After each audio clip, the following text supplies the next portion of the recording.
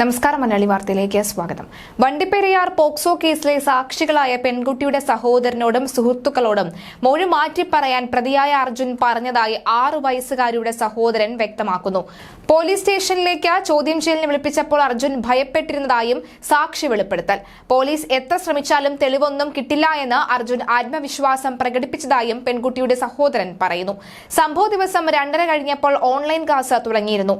ആ സമയത്താണ് അശോക മുടിവെട്ടാൻ വേണ്ടി വന്നത് എന്ന് സഹോദരൻ പറയുന്നു. അപ്പോൾ അവൾ ഉപ്പും മുളകും പരിപാടി കണ്ടുകൊണ്ടിരിക്കുകയായിരുന്നു. ഞാൻ വെള്ളവും ചീർപ്പും കത്രികയും എടുത്ത് പുറത്തുപോയി. സുജിനും അർജുനും ഞങ്ങളുടെ കൂടെ വന്നു. പിന്നീട് സുജിനെ പാഷൻ ഫ്രൂട്ട് പറിക്കാൻ വേണ്ടി അർജുൻ പറഞ്ഞു വിട്ടിരുന്നു.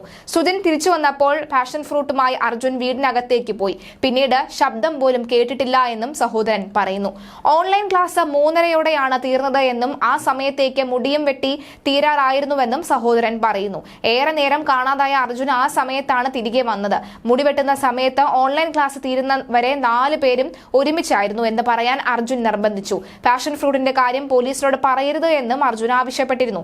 ഒരു തെളിവുമില്ല എന്ന് അർജുൻ മറ്റൊരാളോട് പറയുന്നത് താൻ കേട്ടിരുന്നു. കുഞ്ഞിന്റെ ശരീരത്തിലെ നഖത്തിന്റെ കാര്യം എന്റെ അടുത്ത് വന്ന് ചോദിച്ചു.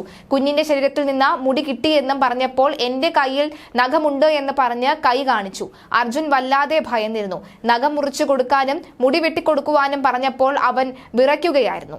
സൈഡിൽ പോയി വിരലുകൾ കടിച്ച് നിൽക്കുകയായിരുന്നു എന്നും അർജുൻ വളരെയധികം പേടിയോടുകൂടിയാണ് കണ്ടത് എന്നും സഹോദരൻ പറയുകയാണ്. എന്തായാലും കഴിഞ്ഞ ദിവസമാണ് ഇത്തരത്തിൽ അർജുനും അർജുന്റെ വീട്ടുകാർക്കും സംരക്ഷണം വേണമെന്ന് പറഞ്ഞുകൊണ്ട് ഹൈക്കോടതി വിധി ഉണ്ടായിരുന്നത്. ഇത്തരത്തിൽ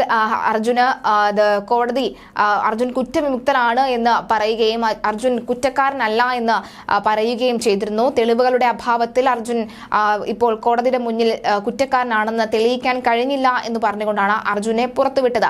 അതിനുശേഷം വലിയ തോതിൽ അർജുന്റെ വീട്ടുകാർക്കും അർജുനു നേരെയും വലിയ തോതിൽ ജനരോക്ഷമുണ്ടായിരുന്നു. ഈ സാഹചര്യത്തിൽ കൂടിയാണ് ഹൈക്കോടതിയിൽ സമീപിക്കുകയും ഹൈക്കോടതി ഇത്തരത്തിൽ പോലീസ് സംരക്ഷണം അവർക്ക് വേണമെന്ന ഒരു വിധി ഇടുകയും ചെയ്തത്. എന്തായാലും അർജുനുമായി ബന്ധപ്പെട്ടുള്ള കൂടുതൽ തെളിവുകൾ സഹോദരന്റെ ഭാഗത്തു നിന്നും ഒരു പ്രതികരണമായി പുറത്തേക്ക് വരികയാണ്.